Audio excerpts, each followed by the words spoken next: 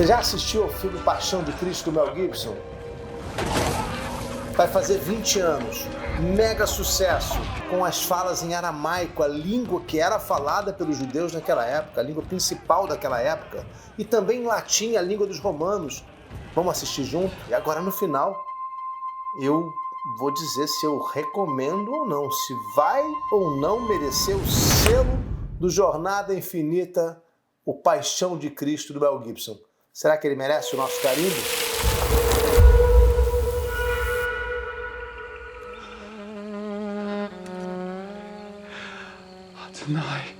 Primeiro comentário aqui que eu já acho bastante precisa a maneira como o filme do Mel Gibson retrata os apóstolos, porque realmente os evangelhos nos dão a entender que eles não estão percebendo a gravidade da situação. Eles não estão percebendo que Jesus talvez vá morrer nesse dia ou no dia seguinte.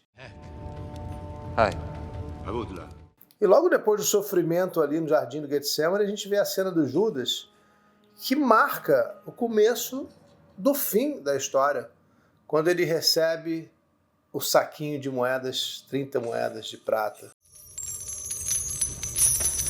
O Judas se atrapalha todo. É interessante essas liberdades poéticas, né? De imaginar como é que Judas teria recebido essas moedas. Não foi, certamente, numa cena, claro que não, cheia de guardas, toda cheia de pompa. Não consigo imaginar que tenha sido um momento com alguma importância. A gente imagina Judas negociando, eu imagino Judas negociando numa esquina de Jerusalém, não indo ao palácio. Logo apareceu Satanás. Eu gosto dessa cobra, eu gosto dela. Referência direta a Eva. E Jesus ali é o Adão, primeiro homem. Então é uma reconexão do Jesus com o começo do judaísmo, né? Porque é o mito da criação segundo o judaísmo. Como Deus teria criado os seres humanos. Diabo, que está representado por essa cobra, e Jesus no chão, inclusive, na terra. A gente sabe que o nome de Adão vem de terra. Adam é terra. Eu definitivamente não gosto da voz nem do jeito de Jesus falar.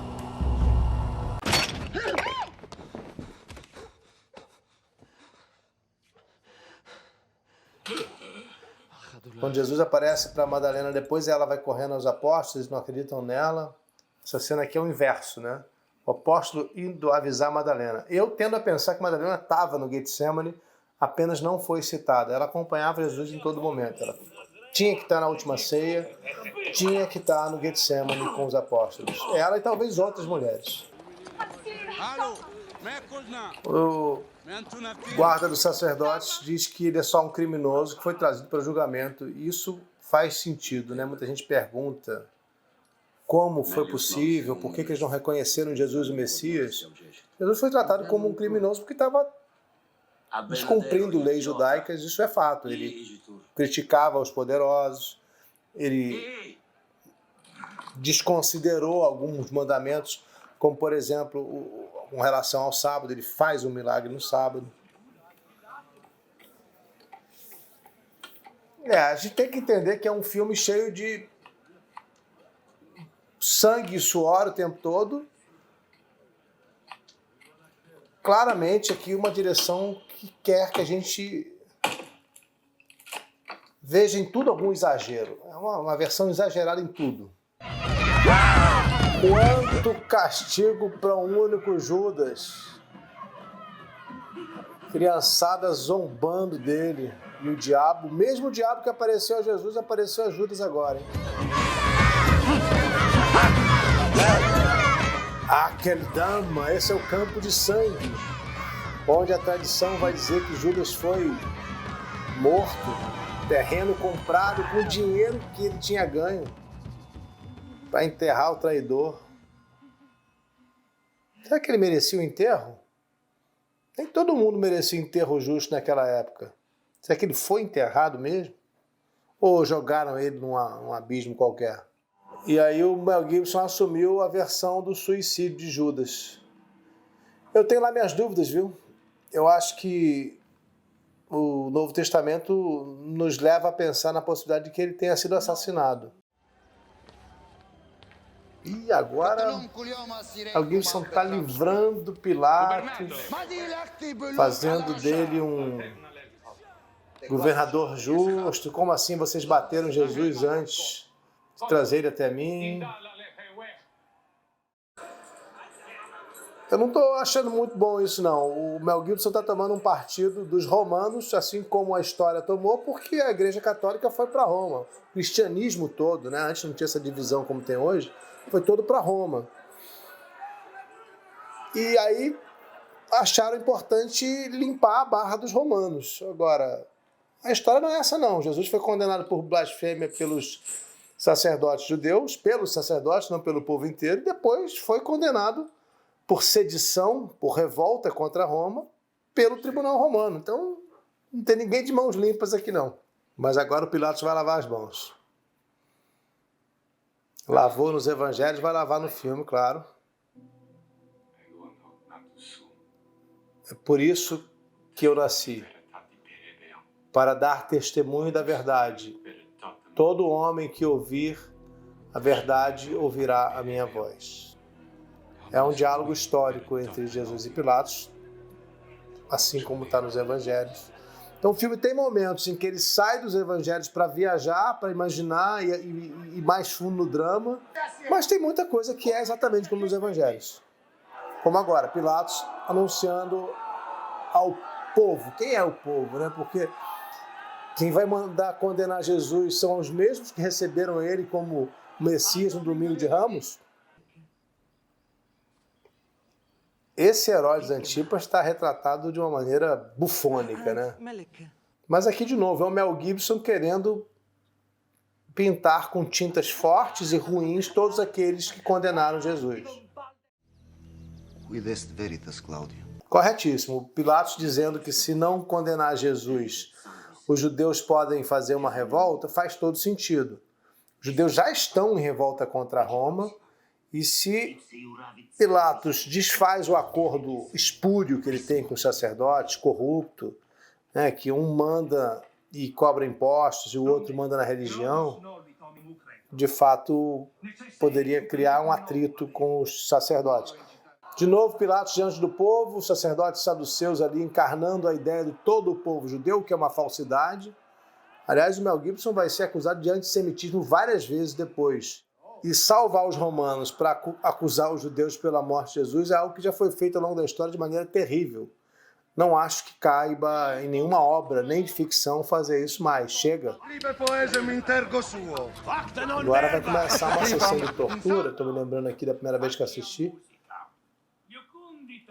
Vamos ver o que eu vou achar agora.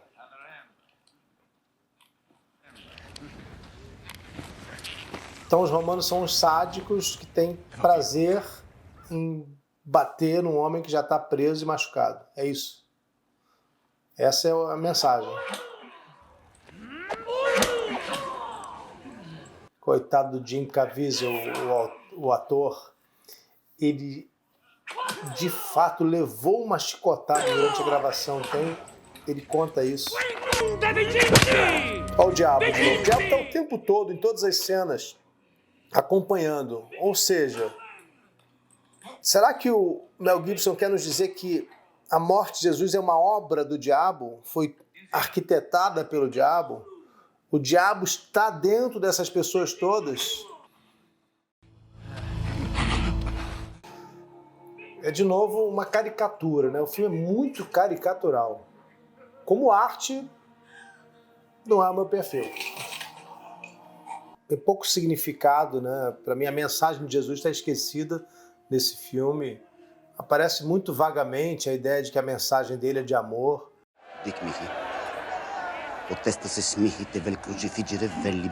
Fala comigo. Eu tenho o poder de te crucificar ou de te libertar. Você não tem poder sobre mim, exceto aquele que é dado de cima. Aquele que me entregou a você é que é o maior pecador. Nessa frase aqui do filme, de novo, o Mel Gibson livra os romanos e acusa o judeu. E aí, logo em seguida, o povo diz: você tem que crucificar ele. Cláudia, a mulher de Pilatos, não quer crucificar Jesus. Pilatos não quer crucificar Jesus. Os romanos são bons, os judeus são maus, de acordo com essa versão do filme. Tá ficando difícil dar o nosso selinho, hein? Tem gente que gosta, tem gente que acha que o judeu deve ser acusado. Até hoje eu ouço isso. É falta de conhecimento histórico, no mínimo, para não dizer que é preconceito.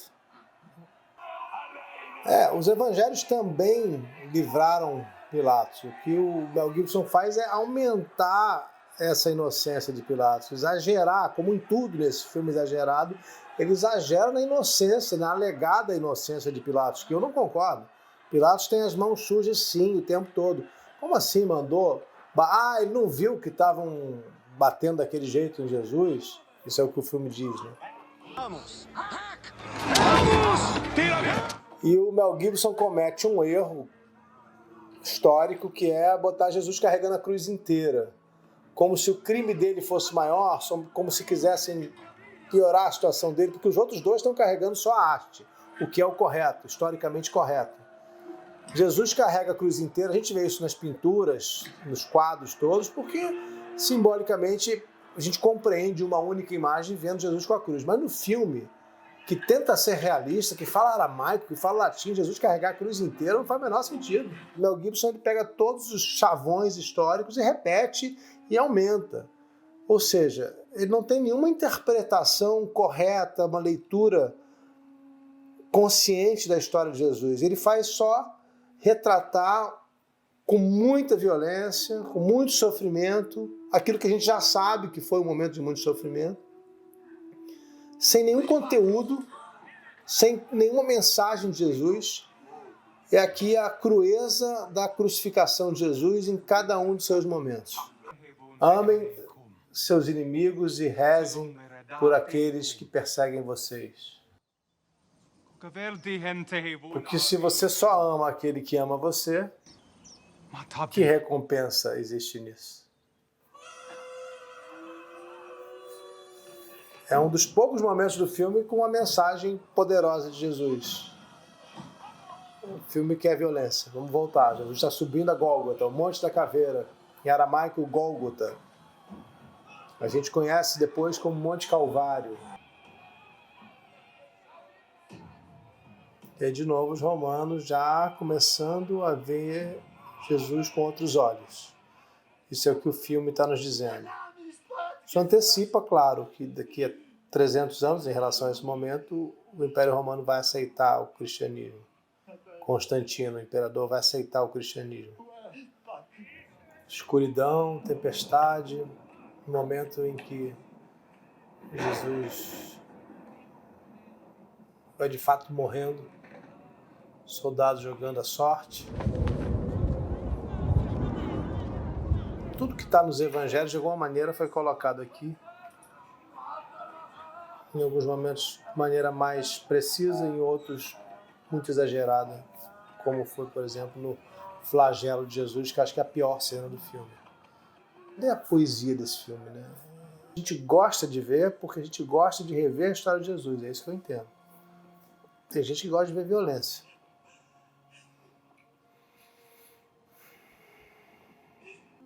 Mas é emocionante. Tem momentos que são muito emocionantes, como Maria aos pés da cruz, abraçada ao apóstolo João. Soldado que vai tentar dar água para Jesus. E aí começam as teorias, né, não do filme, mas fora do filme, de que deram sedativo para Jesus, para ele aguentar a dor e depois sair da cruz vivo. Tem um monte de teorias que surgem desse momento, né, da esponja com líquido na ponta da lança. Bela imagem feita de cima no final agora. Se transforma numa gota como se fosse uma lágrima de Deus caindo sobre a terra. A poesia do Mel Gibson, ela é interessante, mas é uma poesia muito simplista, né? Muito simplificada, muito óbvia. Né? Deus chorando a morte de Jesus. É bonito, claro que é bonito. E aí o terremoto começa, o véu do templo se parte em dois, o templo se parte. Na verdade isso não aconteceu, é uma imagem simbólica aqui. O templo foi destruído 36 anos ao menos, 37 anos depois desse dia, quando os romanos invadiram Jerusalém. Ficou preta a tela, terminou? Não terminou. Claro que não. Eu pensei que, não me lembrava, eu pensei que ele poderia terminar antes da ressurreição, mas não. A gente está vendo agora o túmulo de Arimateia, um túmulo que ficava perto do Monte Calvário, que abriu.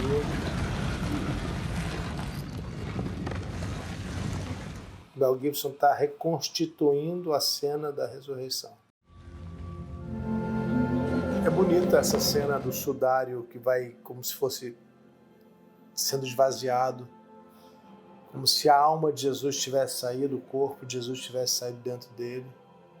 Jesus reaparece já sem sangue, como se fosse um espírito ou como se fosse um corpo renascido, sem nenhum ferimento no rosto, mas certamente a gente vai ver daqui a pouco as chagas de Jesus. E essa é a última cena, Jesus, a chaga na mão de Jesus.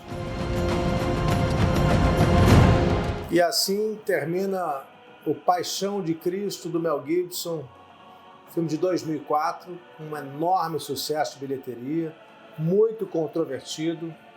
Muitos estúdios recusaram, não quiseram fazer um tema tão polêmico. O que fez acabou sendo muito bem remunerado por isso. É uma super produção, com muitos exageros, como eu fui apontando ao longo do filme, com momentos que não fazem sentido historicamente para mim, não fazem sentido com a pesquisa histórica. Eu digo para você ver, não tem razão para não ver o filme, mas não vai levar o selo de recomendação do Jornada Infinita. O selinho está aqui, ó, está querendo aparecer, está querendo estrear, mas não vai ser ainda com Paixão de Cristo do Mel Gibson. Vai embora, selinho. Você volta num outro filme. E a gente vai voltar a fazer isso em breve. Assistindo filmes, reagindo a eles, comentando e dando ou não dando a recomendação do Jornada Infinita. Até a próxima!